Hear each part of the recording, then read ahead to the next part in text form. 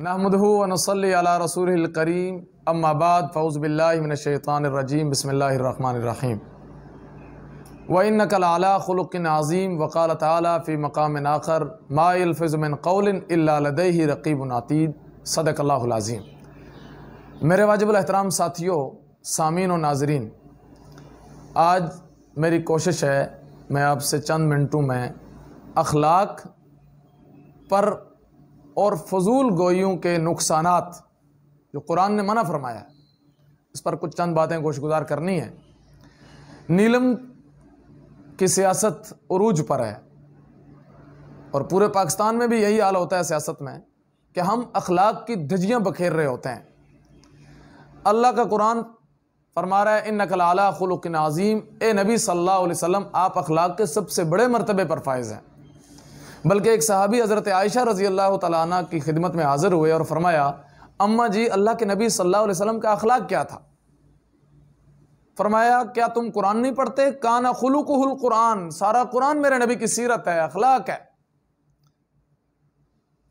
अगली आयत में खुतबे में जो मैंने पढ़ी, अल्लाह फरमाता है मा यल्फ़िज़ु मिन क़ौलिन इल्ला लदैहि रक़ीबुन अतीद, तुम कोई भी लफ्ज़ ज़ुबान से निकालते नहीं हो कि अल्लाह ताला के फरिश्ते उनको अपने रजिस्टरों में लिख लेते हैं और क़यामत वाले दिन वो वीडियो चला दी जाएगी, वो रजिस्टर पेश कर दिया जाएगा कि तुमने कब किसे कहाँ क्या कहा था।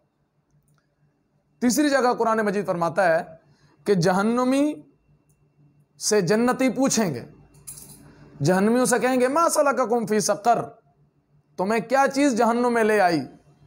वो जवाब देंगे लम नको मिनल मुसल्लीन, नंबर 1 हम नमाज नहीं पढ़ते थे, वलम नको नुतइमुल मिस्कीन, हम मिस्कीनों को खाना नहीं खिलाते थे, वकुन्ना नुकज़्ज़िबु बियौमिद्दीन, हम आखिरत को जुटलाते थे, वकुन्ना नखूज़ु माल खाइज़ीन, और हम फजूल गोइयों के साथ फजूल गोइयों में पड़े रहते थे।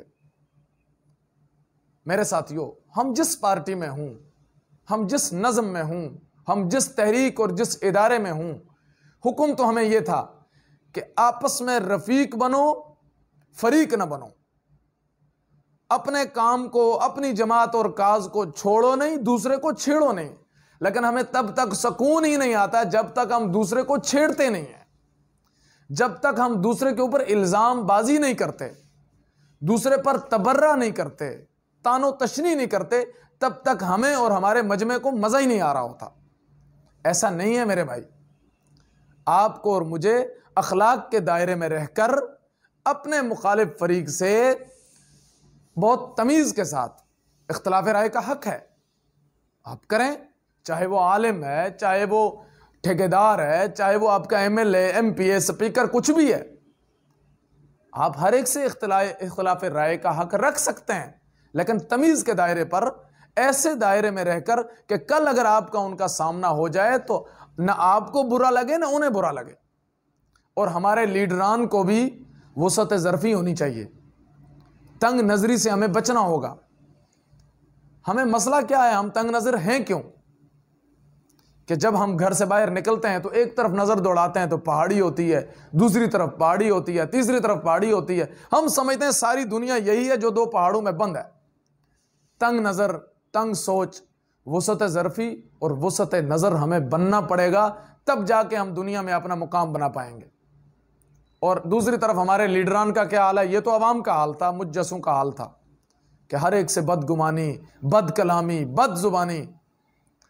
और दूसरी तरफ से लीडरान का क्या हाल है कि अगर उसने उसका वोट दे दिया तो भले भले है, नहीं दिया तो इंतकामी सियासत शुरू, गोली और गाली की सियासत शुरू।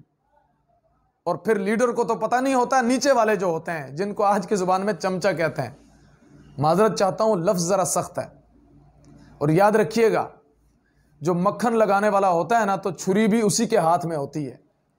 मक्खन लगाने के भी कुछ वक्त होता है, कुछ अंदाज होता है। गर्मियों में मक्खन लगाओगे ना तो मक्खन पिघल जाता है, वो किसी काम का नहीं रहता। तो याद रखिएगा मक्खन लगाने वाले के हाथ में छुरी भी होती है। तो हमारे लीडरान को यह भी ख्याल रखना चाहिए कि जो मुझे मक्खन लगा रहा है इसके हाथ में छुरी है, उंगली से मक्खन कोई नहीं लगाता। तो फिर वो क्या करते हैं अपने लीडर से कि भाई इसने तो हमें वोट नहीं दिया था, इसने तो हमारे खिलाफ कैंपेन चलाई थी, लिहाजा इसका तबादला कर दिया जाए।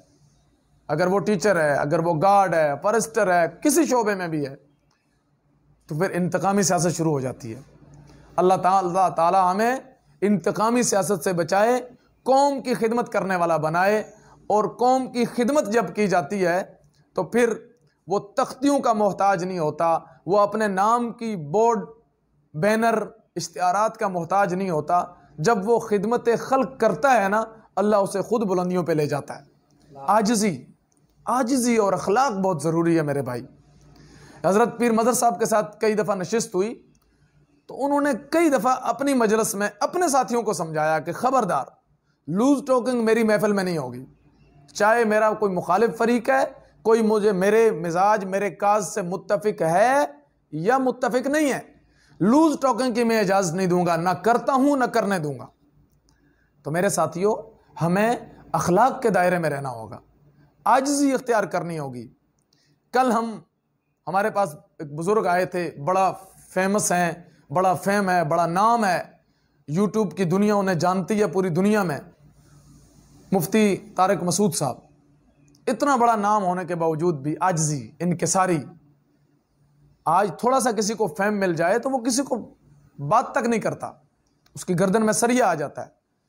तो मेरे साथियों, अल्लाह तरक्कियां भी फिर उन्हें ही देते हैं जिनके बातों में, जिनके अखलाक में, जिनके किरदार में आजिज़ी होती है। और फलदार दरख्त होता भी वही है जो झुकने का आदी हो। फल आपने देखा है, ये जो खुसूसन आड़ू है, अंगूर है, सेब है, ये वो फलदार दरख्त हैं जो बड़े नाजुक भी होते हैं और जिन पे इतना फल लग जाता है कि बसा औकात इनके नीचे सहारा देना पड़ता है लकड़ी के जरिए। वो इतना समर आवर और फलदार दरख्त इतना हो जाता है। क्यों? वो लोगों को फल दे रहा होता है। इस फलदार दरख्त से हम सीखें। और जो सफ़ेदा होता है, जो बाकी कुछ दरख्त होते हैं, वो सीधा ऊपर तो जा रहे होते हैं, झुकना उनके मुकद्दर में नहीं होता। बस उनका एक ही हाल होता है, उन्हें काट दिया जाता है या आंधियां उन्हें तोड़ देती हैं। तो फलदार दरख्त बने, फलदार दरख्त को पत्थर भी मारें तो वो आगे से फल देता है। तो हमें अपने आप को आजिज़ बनाना पड़ेगा। अखलाक के दायरे में रहकर हमें सियासत करनी होगी। करेंगे तो अल्लाह इज़्ज़त और मकाम देगा, नहीं करेंगे तो अल्लाह रब्बुल इज़्ज़त का मशहूर कानून है कि मैं यर्तद्द मिनकुम अन दीनी फसौफ यातिल्लाहु बिक़ौमिन, कि अगर तुम मेरे दीन से रूगर्दानी कर लोगे, हक से फिर जाओगे, तो फसौफ यातिल्लाहु बिक़ौमिन, मैं तुम्हारी जगह दूसरी कौम को ले आऊँगा। मेरे लिए कोई मुश्किल नहीं है, क्योंकि मैं इन्नल्लाह अला कुल्लि शैइन क़दीर हूँ, अल्लाह कादिर है। इसलिए हम अखलाक के दायरे में रहकर सियासत करें, खिदमत खल्क करें। अल्लाह आपको और मुझे सही मानों में सियासत इस्लामिया और खिदमत खल्क करने की और हमें आजिज़ी के साथ एक दूसरे से पेश आने की, अच्छे अखलाक के साथ पेश आने की तौफीक नसीब फरमाए। व आखिर दावाना अल्हम्दुलिल्लाहि रब्बिल आलमीन।